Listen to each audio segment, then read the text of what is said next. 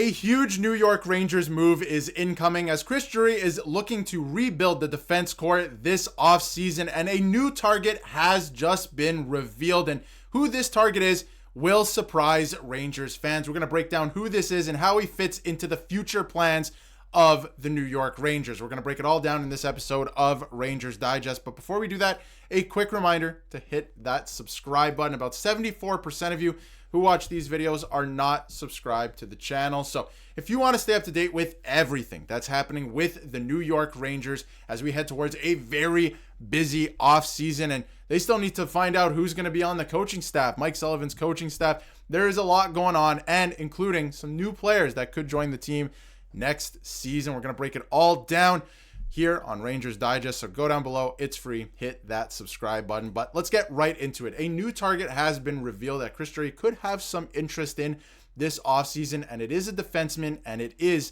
Brian Dumoulin, who finished the season with the New Jersey Devils of all teams. They traded for him at the trade deadline to shore up their defense, and good thing they did because the Devils had no defenseman left at the end of their playoff series, but he could be an interesting option for the New York Rangers. And this is from Phil Kosher. The New York Rangers have a lot of roster decisions to make this summer, but assuming he's reasonable on term and dollars, signing Brian Dumoulin feels like a good idea. He can play up and down the lineup as needed, and Sullivan's system depends on good mobile puck movers on the back end. Now, my opinion on this straight up right away, probably not a good idea. Just going to say, he's getting older. We'll get into the specifics, advanced analytics, stuff like that.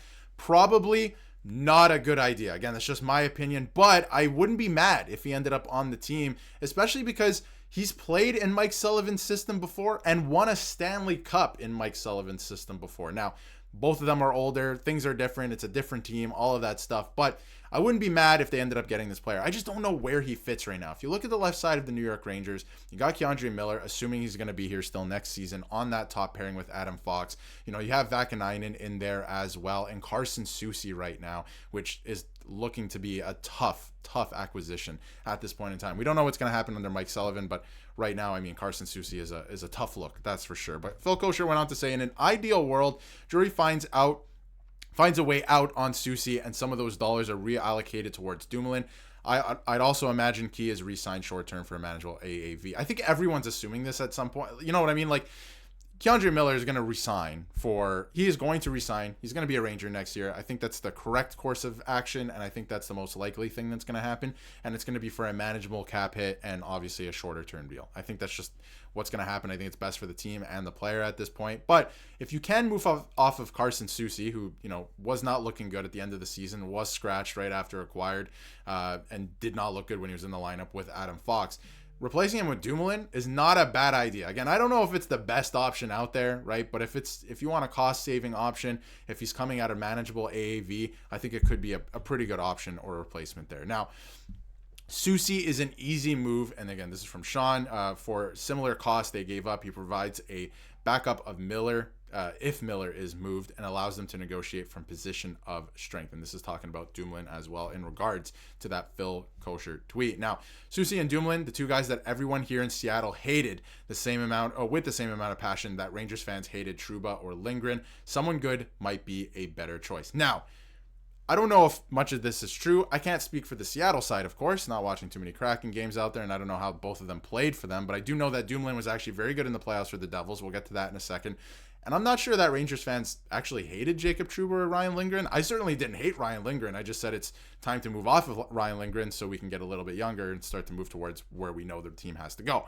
Not that I didn't hate Ryan Lindgren. I can't speak for all fans, but I don't think most Rangers fans hated Jacob Trouba or Ryan Lindgren. It was just a cap hit that was really the thing that needed to be moved off of. Now, again, from Phil Kosher and all of that, we know that there's a lot going on in terms of roster moves. Now, Brian Dumoulin, where would he fit in, right?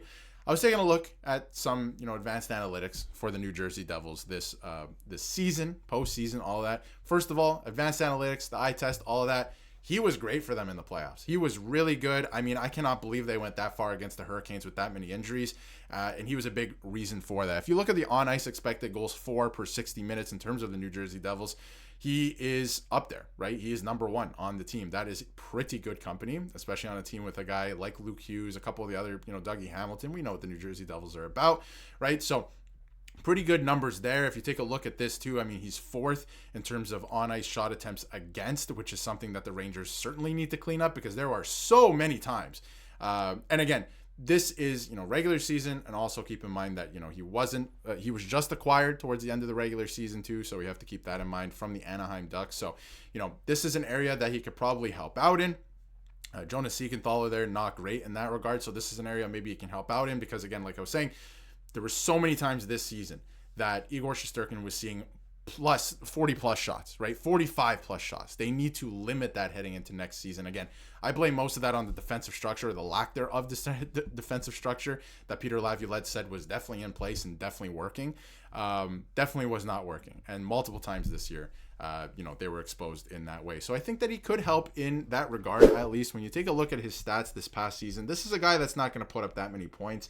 Again, he's getting a little bit older. There's no way this could be a long-term deal, maybe like a 2-year deal or something like that. He's a big body. He can be very physical, right? Dare I say he's more known as a defensive defenseman as well. 6'4", again, bigger body. Played a ton this season, averaged almost 20 minutes of time on ice, so he can play like on your second pairing. I don't expect him to play first pairing minutes. I feel like heading into next season, it has to be Keandre Miller and Adam Fox, kind of see how that plays next season.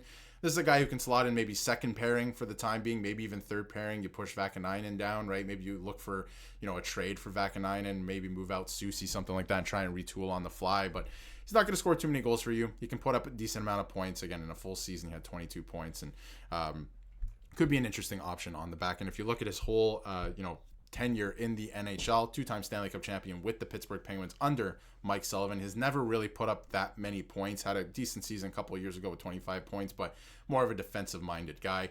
Can be a decent puck mover. Could help this team. Do I think it's something they should definitely do?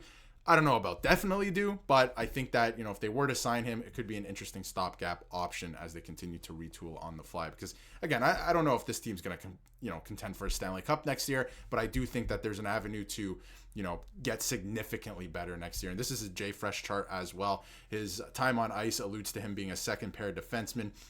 He was making $3.2 million last year, so keep that in mind. He was playing with the Anaheim Ducks, not a great team. But as you can see here, it doesn't offer too much offensively, more of a defensive guy, which could help the New York Rangers. They could use some more defensive guys. And Brian Dumoulin, acquired by New Jersey, veteran defenseman, capable of keeping the puck out of dangerous areas, which is another thing that, Keandre Miller, a couple other guys throwing pizzas through the middle of the ice. Solid first pass, can move the puck out, good in transition, good defensive stick. Not particularly physical, but could be a physical force for this Rangers team, which I think could help them a little bit as well. And if you take a look at his contract, again, $3.15 million, so I would assume he's going to get a bit of a raise.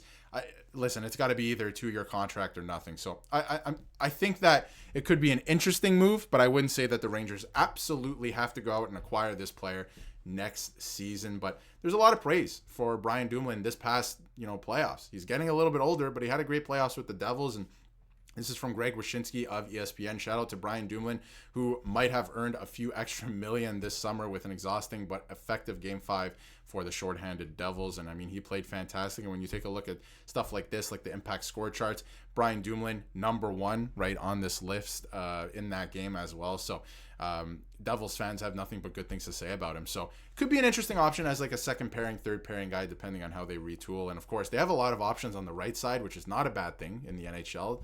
The Rangers do. So maybe they move somebody from the right, even though they're a right shot, to the left. I don't really like doing that, but it could be an option as well. So to kind of fill out the lineup at least. But they have a lot of work to do this offseason to retool the team. So we'll see what Chris Drury has up his sleeve. But I think Brian Dumoulin could be a very interesting option. It could be a solid option for the Rangers, but again, if the cap is far too much, if you're looking like $5 million or something like that, you don't want to eat up a lot of that cap that you have available as you continue to get a little bit younger and look to make some moves to, retool on the fly. So let me know what you think about Brian Dumoulin in the comments. Could be a very interesting option for this team as they continue to rebuild, retool, whatever you want to call it, on the fly. But I don't know if I would do that. I feel like there's some other options that can really make a significant difference with this team. But like Gavrikov, for example, it's going to cost a lot more, but that could be a really, really good defensive, first pairing defensive option for this team. But let me know what you think in the comments. And if you haven't yet, hit that subscribe button so you can stay up to date with everything New York Rangers.